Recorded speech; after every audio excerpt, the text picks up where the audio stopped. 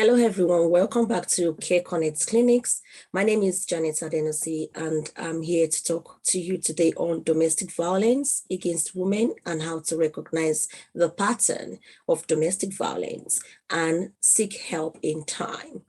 I know many women in many nations, in many families, in many homes, institutions, and social settings. They have victims of domestic violence, but also you need to know that not just the women are victims of domestic violence, we have men who are victims of domestic violence as well. And we must recognize the patterns of domestic violence, how to recognize domestic violence in time so that we can seek help. You know, as a woman out there, you need to seek help if you are experiencing this pattern. As a man out there, you need to seek help if you are experiencing this pattern. But however, what do you understand by domestic violence? I want you to know that domestic violence is a serious threat for many women, and knowing the signs of an abusive relationship and how to leave a dangerous situation.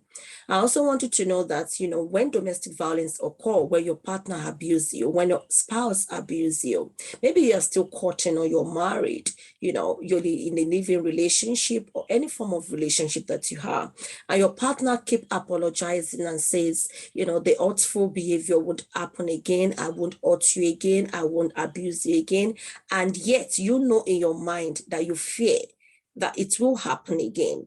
You really fear that it does have, you know, it does happen many times, and it has happened many times, and it will happen many times. So therefore, at times you wonder whether you're imagining the abuse. Maybe you're dreaming. No, you're not dreaming. It's real, and you need to seek help.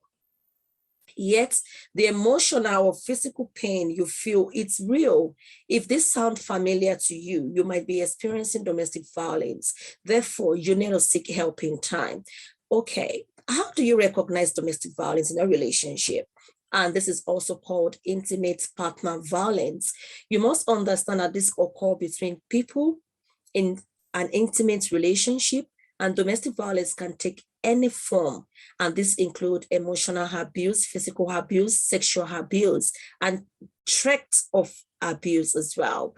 Abuse by a partner can happen to anyone, and domestic violence is one of the most directed abuse towards women. And we must recognize that domestic violence can happen in a heterosexual relationship and same-sex relationship as well.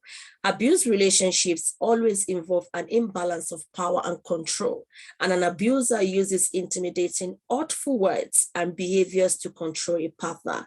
And you must recognize that in this kind of situation, the victim becomes powerless, the victims become vulnerable, and the victims is not motivated to even seek help because of the trauma they has been subjected to.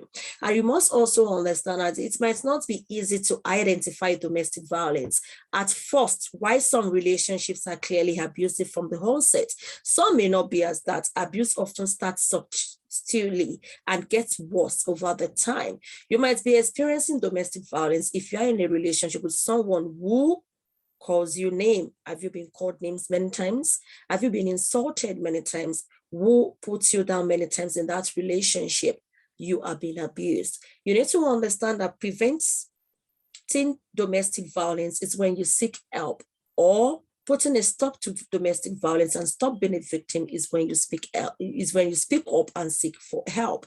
Therefore, you know, do you have someone that prevents or discourages you from going to work, from seeing your friends, from going to school, from seeing your loved ones or your family members or your friends? Then I tell you, you are a victim of domestic violence. And do you have someone that tries to control how you spend your money? You have a budget by this person to say, this week, this month, this is what you've been budgeted to spend. And if you spend above that, you know yourself, your abuser, your spouse who abuse you don't have to tell you this, you know, the consequences of you spending over the budget that you have been set on.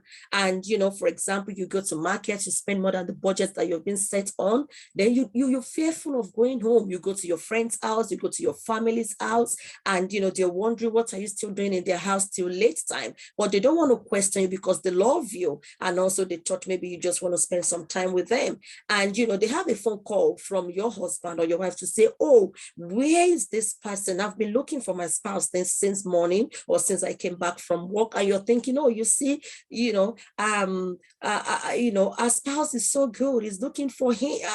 You understand? And, you know, you don't know that there's more to that. No, the woman you have, you know, in your house, in your vicinity is scared from going home. And yet you have the husband, the boyfriend, you know, calling to say, I'm looking for her. You don't know that something is going on that you thought the boyfriend or the husband loves.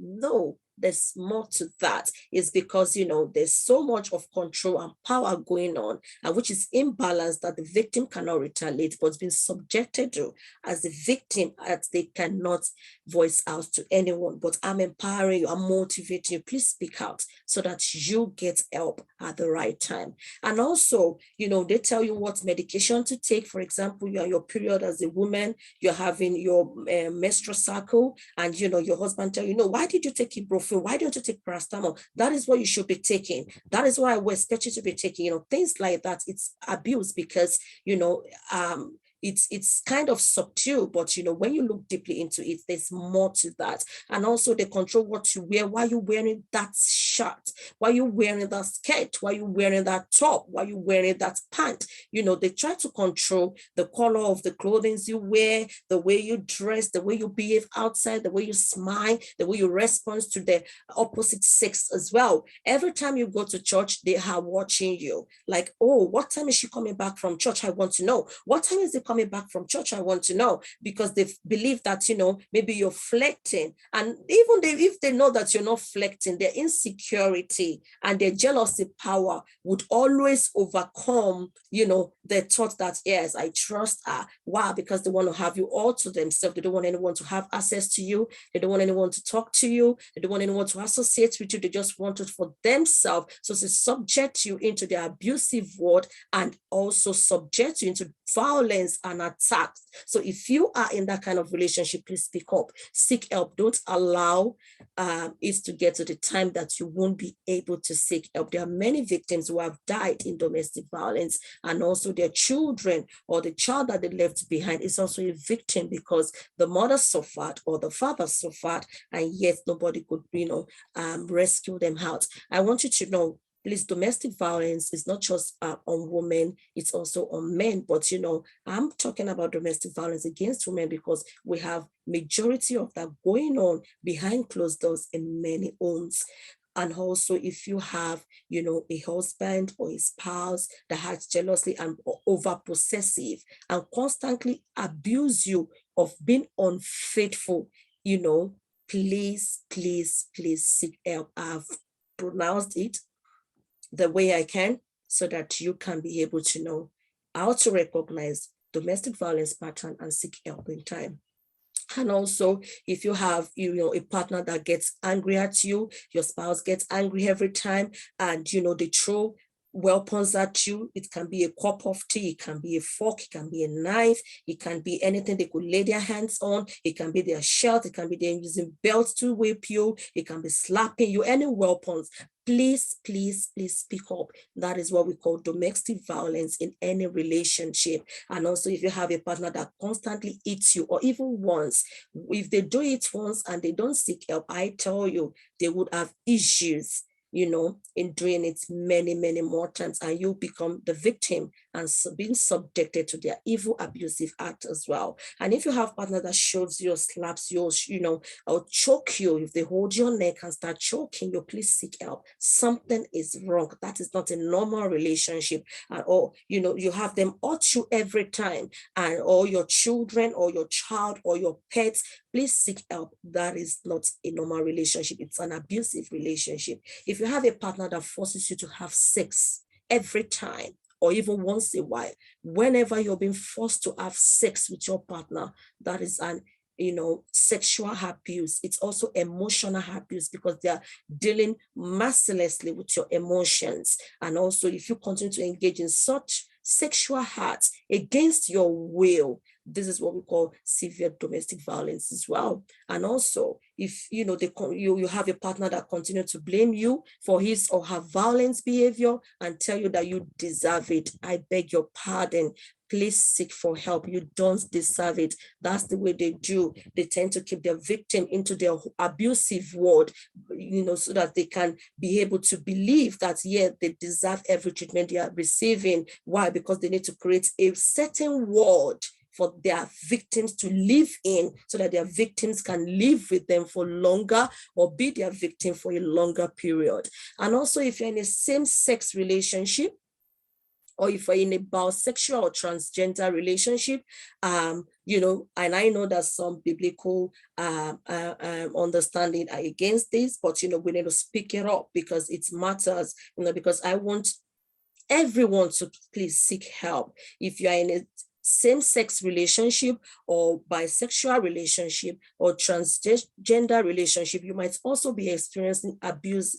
And if you're in a relationship with someone who threatens to tell friends, families, colleagues, or community members your sexual orientation or your gender identity, please seek help in time. And also, you can have people that tells you that authorities won't help you, but they will subject you into more severe pain that they have subjected you to themselves. So please don't keep quiet. They're just brainwashing you so that you don't get help. How they will make it look as if when you speak up, you will get more pain than what you get in the house by them.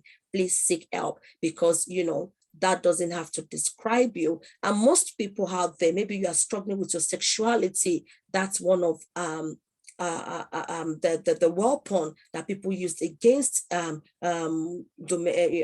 couples as well. When they're in a relationship, please seek help. There are ways to that. You don't have to be in a situation where you will not be able to speak up and get help. Please speak up, and you have authorities look into this for you. And if you don't want to speak with authorities, you can call us and be able to support you through this journey. And no abuse should be justified by any means. No, it is a no, no, no. We must put a stop to domestic violence in the name of Jesus, and God will bless you. Maybe you're struggling with any situation of your life. I want you to know that God will visit you and rescue you in the name of Jesus.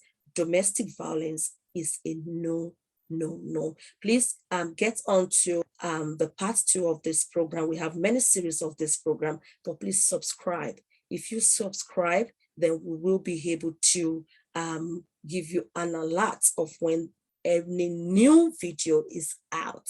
And take care. God bless you. Bye for now. And I see you in my next video. Thank you.